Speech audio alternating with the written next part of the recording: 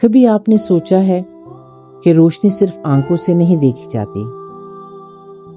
یہ کہانی ہے ایسے وقت کی جب دنیا جنگ کے اندھیرے میں ڈوبی ہوئی تھی، مگر دو دل، دو زندگیاں ایک دوسرے کے لیے وہ روشنی بن گئے جو نہ دیکھی جا سکتی تھی، نہ چھوئی جا سکتی تھی، صرف محسوس کی جا سکتی تھی۔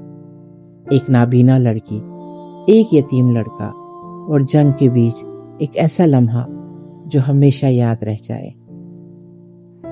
آل the light we can not see, Anthony Doerr کا وہ شاہکار ناول جو پولیٹزر پرائز بھی جیت چکا ہے۔ یہ کتاب صرف ایک کہانی نہیں بلکہ ایک تجربہ ہے، ایک سفر جو قاری کو دوسری عالمی جنگ کے شور، خوف اور تباہی کے بیچ لے جاتا ہے، اور پھر دکھاتا ہے کہ انسان کا دل کس طرح امید کا چراغ جلا سکتا ہے۔ اس کہانی کی سب سے بڑی طاقت یہ ہے کہ یہ ہمیں بتاتی ہے کہ کبھی کبھار سب سے بڑی بہادری دشمن کو گولی مارنے میں نہیں بلکہ ایک انسان کو بچانے میں ہے۔ مصنف نے 10 سال اس ناول پر کام کیا، ہر منظر، ہر گلی، ہر کردار کو اس قدر باریکی سے لکھا کہ قاری کو لگتا ہے کہ وہ خود جنگ زدہ فرانس کی گلیوں میں کھڑا ہے۔ میری لور پیرس میں پیدا ہوئی۔ بچپن میں اس نے دنیا کو رنگوں میں دیکھا، مگر 12 سال کی عمر میں روشنی اس کی آنکھوں سے چھن گئی۔ اس کا باپ، جو میوزیم میں تالے بنانے کا ماہر تھا، اپنی بیٹی کو مایوسی سے بچانے کے لیے ایک جادوئی کام کرتا ہے۔ وہ اس کے لیے پیرس کا ایک ننھا سا ماڈل بناتا ہے جس کی ہر گلی، ہر دروازہ، ہر چوک چھو کر پہچانا جا سکتا تھا۔ اسی میوزیم میں ایک مشہور پتھر تھا، سی آف فریمز، ایک قیمتی نیلا ہیرا جس کے بارے میں کہا جاتا تھا کہ یہ مالک کو ہمیشہ زندہ رکھتا ہے مگر اس کے قریب والوں کے لیے تباہی لاتا ہے۔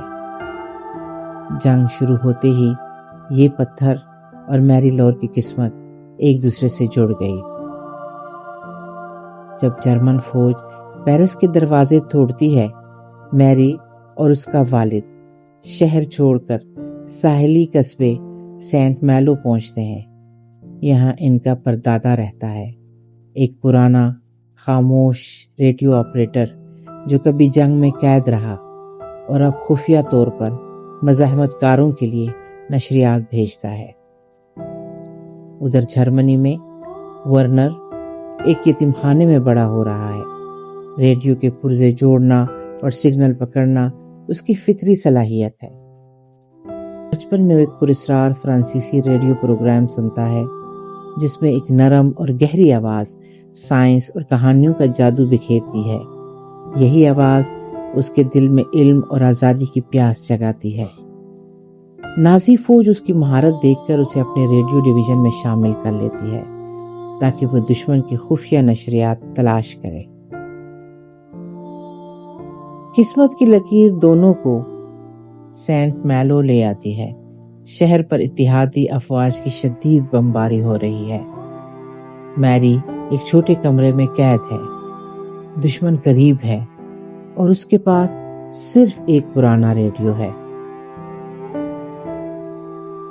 ورنر جب سگنل ٹریک کرتا ہے تو اسے احساس ہوتا ہے کہ یہ دشمن کی نشریات نہیں بلکہ وہی آواز ہے جو بچپن میں اس کا خواب جگاتی تھی، اور وہ آواز ایک نابینا لڑکی کی ہے جو مدد کے لیے پکار رہی ہے۔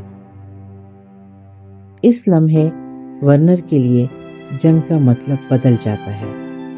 وہ اپنے احکامات توڑتا ہے، دشمن کو پکڑنے کے بجائے اس کی حفاظت کرنے کا فیصلہ کرتا ہے۔ بمباری، گولیوں اور ملبے کے بیچ وہ اس کے کمرے تک پہنچتا ہے، اسے آزاد کراتا ہے اور سمندر کی طرف لے جاتا ہے۔ دونوں کا ساتھ مختصر ہے مگر اس چند گھنٹوں میں وہ ایک دوسرے کی زندگی بدل دیتے ہیں۔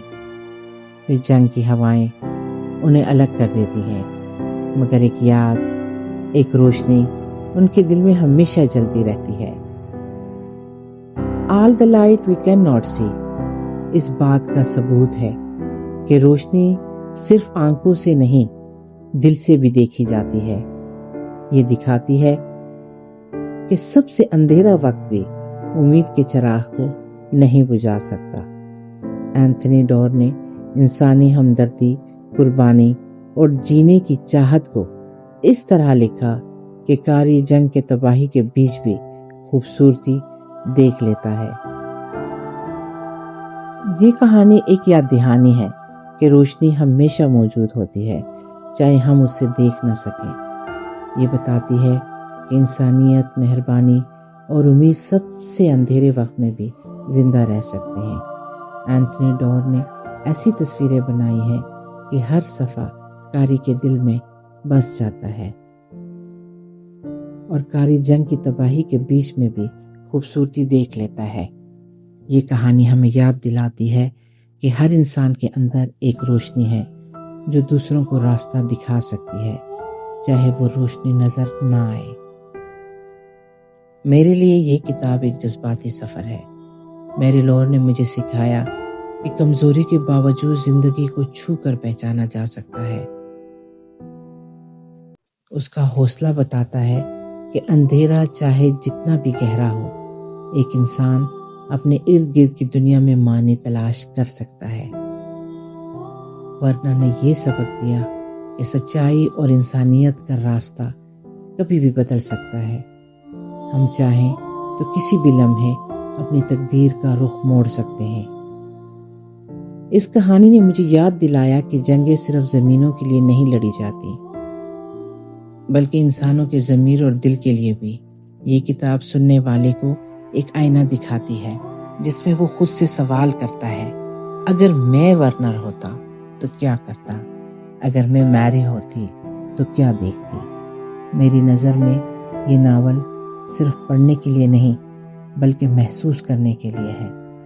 یہ ایک ایسا تجربہ ہے جو سننے والے کو بدل دیتا ہے، اور میں یقین سے کہتی ہوں کہ جو بھی اسے سنے گا وہ اپنے دل میں ایک نئی روشنی لے کر اٹھے گا۔